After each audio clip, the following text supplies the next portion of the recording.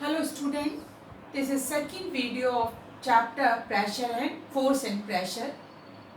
In this video we are going to discuss what is pressure, what is atmospheric pressure, what is pressure, pressure है क्या?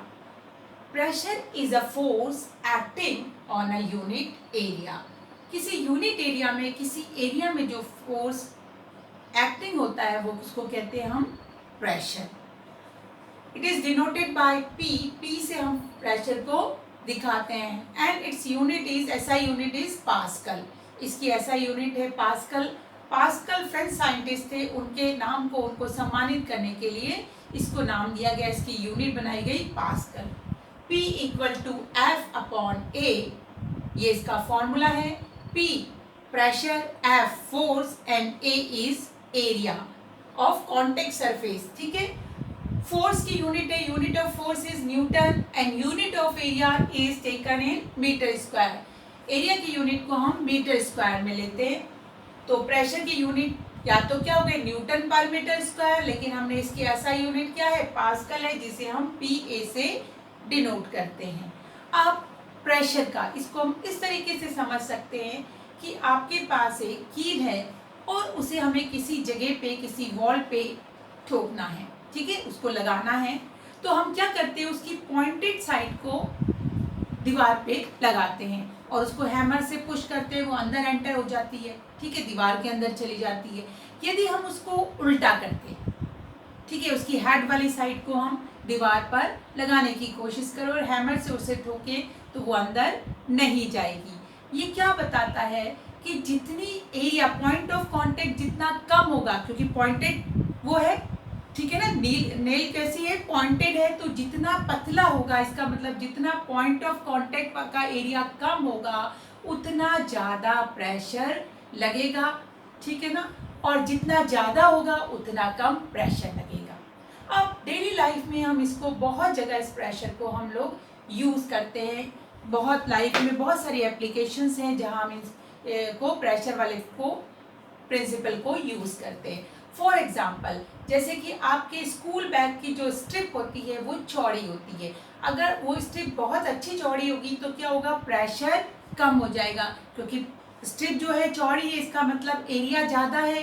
Area ज़्यादा है तो pressure कम होगा, तो हमें उस बैग का जो वेट है वो कम लगेगा. यदि हम इसका उल्टा कर दें, उस स्ट्रिप को क्या कर दें, बहुत पतला कर दें, तो बैग का वेट हमें ज़्यादा लगेगा. तो प्रेशर ज़्यादा हो जाएगा तो बैग का वेट भी हमें ज़्यादा लगेगा. इसी तरीके से अगर हम नेचर की बात करें, भगवान ने अगर कैमल की बात करें तो उसके बहुत चौड़े चौड़े पैर बनाए हैं, ब्रॉड फिट है उसके. क्यों? क्योंकि वो सैंड में चलता है. ब्रॉड फिट है तो क्या होगा, सैंड में प्रेशर कम लगेगा, एरिया बढ़ गया, प्रेशर कम होगा तो वो अंदर दबेंगे नहीं. इसी तरीके से यदि आपने देखा होगा कुली जो है जब लगेज रखते हैं अपने सिर पे तो वो एक कपड़े को सिर पे रख लेते हैं, उसको बांधकर सर पे रख लेते हैं, उसके ऊपर लगेज रखते हैं. क्या होता है, जब लगेज रखते हैं तो उस कपड़े का जो एरिया है वो बढ़ जाता है. ठीक है, अगर सीधे सिर पे रखेंगे सिर का एरिया कम रहता है जो कांटेक्ट में आता है लगेज के, लेकिन कपड़ा रखने से वो एरिया बढ़ जाता है. एरिया बढ़ गया तो प्रेशर कम हो गया तो वेट कम फील होता है. ठीक है, तो ये है हमारे कुछ एप्लीकेशंस. और भी बहुत सारी एप्लीकेशन है जो डेली लाइफ में हम प्रेशर की देखते हैं. अब ये जो हमने प्रेशर पढ़े, all this pressure are exerted by solid. ये प्रेशर किसके द्वारा लगाए गए थे, सॉलिड. लेकिन लिक्विड और गैस भी प्रेशर को एक्सर्ट करते हैं, प्रेशर लगाते हैं. अगर हम बात करें लिक्विड की, एक एग्जांपल देखते हैं कि किस तरीके से पता चलेगा कि हाँ लिक्विड भी प्रेशर लगाता है. अगर आप क्या करें, एक टेस्ट ट्यूब ले लें, नीचे से ओपन है, खुली भी है नीचे से, दोनों साइड से ट्यूब, और नीचे वाली साइड में हमने क्या किया, एक बैलून को बांध दिया. ठीक है, अच्छे से बांध दिया, ऊपर से हमने पानी डालना शुरू किया. जैसे ही हम पानी डालेंगे वो बैलून क्या होगा, फूलने लगेगा. ठीक है ना, इससे पता चलता है कि क्या है, पानी जो है लिक्विड जो है वो प्रेशर एक्सर्ट कर रहा है. अब ये प्रेशर जो लिक्विड लगा रहा है, ठीक है ना, ये प्रेशर जो लिक्विड लगा रहा है वो किस पे डिपेंड करता है, ये डिपेंड करता है सॉरी, जो प्रेशर लिक्विड ने लगाया वो क्या है, जो भी कंटेनर है, यहाँ पर कंटेनर कौन था, बैलून था, उसके चारों तरफ ये प्रेशर लगेगा, ठीक है ना। किसके अंदर जा रहा था पानी, बैलून के अंदर जा रहा था, कंटेनर बैलून है तो वो चारों तरफ से वो प्रेशर उस बैलून पे लगेगा। दूसरा एग्जांपल ले लेते हैं, अगर हम ये बोलते हैं कि प्रेशर जो है वो सब डायरेक्शन में इक्वल प्रेशर लगता है, लिक्विड जो है सभी डायरेक्शन में इक्वल प्रेशर लगाता है, तो इसको भी हम एक एग्जांपल द्वारा देख लेते हैं। हम एक बॉटल ले लें, उसके चारों तरफ एक छेद कर दे, बॉटल को खड़ी कर दे, चारों तरफ एक छेद करें और पानी से भर दें, तो चारों तरफ उसके पानी गिरने लगेगा। जो पानी गिरेगा वो क्या, इक्वल अमाउंट में पानी की जो आपको फ्लो आएगा, स्ट्रीम जो पानी का आ रहा वो इक्वल अमाउंट में चारों तरफ गिरेगा। तो इससे पता चलता है कि लिक्विड जो है वो प्रेशर जो है ऑल डायरेक्शन में सेम प्रेशर को एक्सर्ट करता है। जिस तरीके से सॉलिड और लिक्विड प्रेशर एक्सर्ट करते हैं उसी तरीके से गैस भी प्रेशर को लगाती है, और वो प्रेशर कैसे लगाती है, सभी डायरेक्शन में प्रेशर को लगाती है। फॉर एग्जाम्पल इसको भी हम सिंपल सा बैलून से ले लेते हैं। हम बैलून को ब्लो करें, हम जो एयर उसके अंदर डाल रहे हैं अपने मुंह से वो क्या है, गैस है, और वो बैलून चारों तरफ से फूलने लगता है। इट मीन्स गैस भी प्रेशर को एक्सर्ट करती है और हर एक डायरेक्शन में प्रेशर लगाती है। नेक्स्ट है what is atmospheric pressure. Atmospheric pressure क्या है, pressure exerted by atmosphere is called atmospheric pressure. अब what is atmosphere, the layer of air is called atmosphere. आपको पता है कि हम अर्थ के चारों तरफ जो एयर की लेयर है वो एटमॉस्फेयर बनाती है।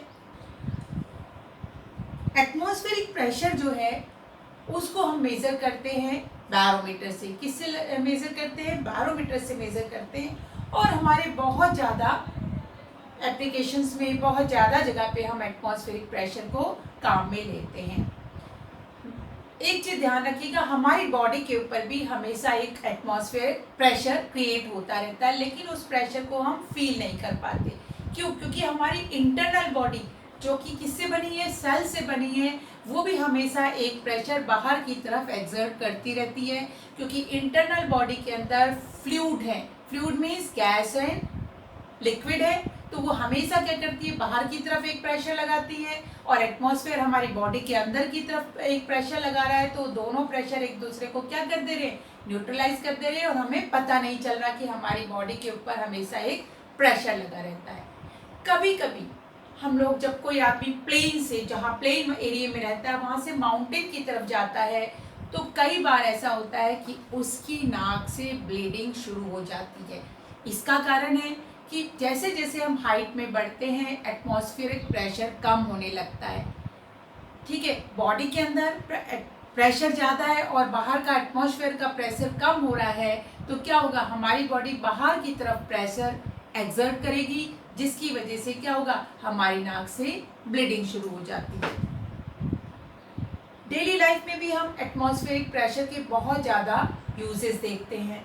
जैसे आपने स्ट्रॉ का यूज़ करते हैं हम कोई भी कोल्ड ड्रिंक ड्रिंक करने के लिए, तो वहाँ पर भी क्या है कि स्ट्रॉ के अंदर, स्ट्रॉ को जब हम कोल्ड ड्रिंक में डालते हैं और उसको शक करते हैं, तो स्ट्रॉ के अंदर की एयर को हम लोग क्या कर लेते हैं, अंदर ले लेते हैं, तो वहाँ पर प्रेशर कम हो गया स्ट्रॉ के अंदर, और बाहर एटमॉस्फेरिक प्रेशर ज़्यादा है, तो एटमॉस्फेरिक प्रेशर क्या करेगा, लिक्विड को स्ट्रॉ के अंदर प्रेस करेगा, और इस तरीके से हम उसको ईजिली ड्रिंक कर सकते हैं।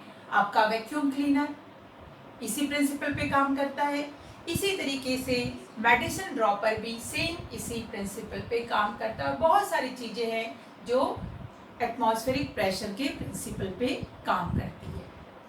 एटमॉस्फेरिक प्रेशर को हम लोग नापते हैं बैरोमीटर से, इसी तरीके से लिक्विड के प्रेशर को हम नापते हैं मैनोमीटर से।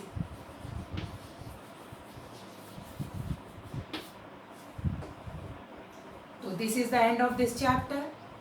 रीड कीजिए बुक को अच्छे से। Good bye, have a nice day.